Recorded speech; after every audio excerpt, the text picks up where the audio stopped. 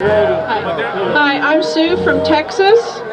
I had my first abortion in January 1980, 43 years ago when I was 16 years old, because I was a good girl and I didn't want my family or friends to know that I'd gotten pregnant. I had my second abortion 14 years later because the baby's father, the man I was engaged to marry, told me that the only way we could stay together was to abort the baby.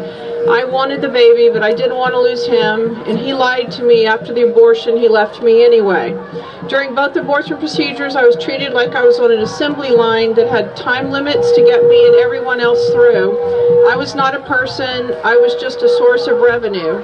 I was awake for both. I never saw the doctors. I only saw the nurses. The second one was so painful, but there was nothing I could do. Immediately after the first abortion, I was relieved that the unwanted, unplanned pregnancy was no longer a problem. I thought I could get on with my life. However, that was not the case. After the second one, the long-term effects were the same, but the immediate effects were very different. I came home that night and wanted God to take my life. I didn't want to wake up the next morning. I couldn't face what I had done. As time went on after the first abortion, effects manifested themselves over the years without me realizing the cause. I was very depressed. I had low self-esteem. I became an emotional eater and gained a lot of weight. I became promiscuous.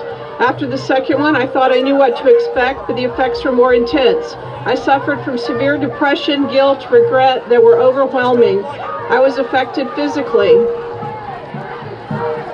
I continued to overeat to kill the emotional pain, and I suffered from physical pain from the stress of carrying the guilt.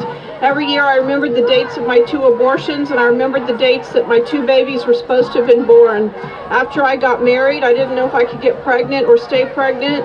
My husband and I have 2 sons, but had complications during both pregnancies.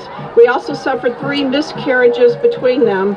All the problems were more than likely consequences of the abortions. I found help and forgiveness over several years. I took a Forgiven and Set Free Bible study, and 10 years later, I took a Surrendering the Secret Bible study. During the second healing class, God gave me a poem that I hope will help other women. I was there that day you made the choice to follow false hope and not my voice. I watched and wept as you lay in fear and gave up the child I held so dear. I saw you pick up the bondage chains that shackled your life to Satan's pain.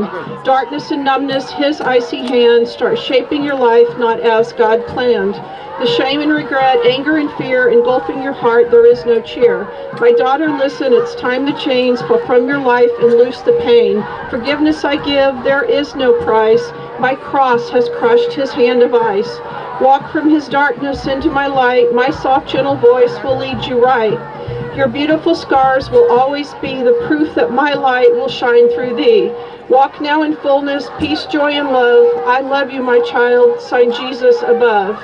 These classes changed my life. I was finally able to forgive everyone involved, accept God's forgiveness for both abortions, and forgive myself. I am truly forgiven and set free and no longer have a secret. I know that my 5 children, Sarah Elizabeth, Maggie Jane, Grace Noel, Joseph Benjamin, and Julia Bell, are in heaven, and I will see them again someday. I want other women to know that God can help you trade your grief, despair, and guilt for help, healing, and hope. You can then praise God like I am doing and be silent no more. Good job.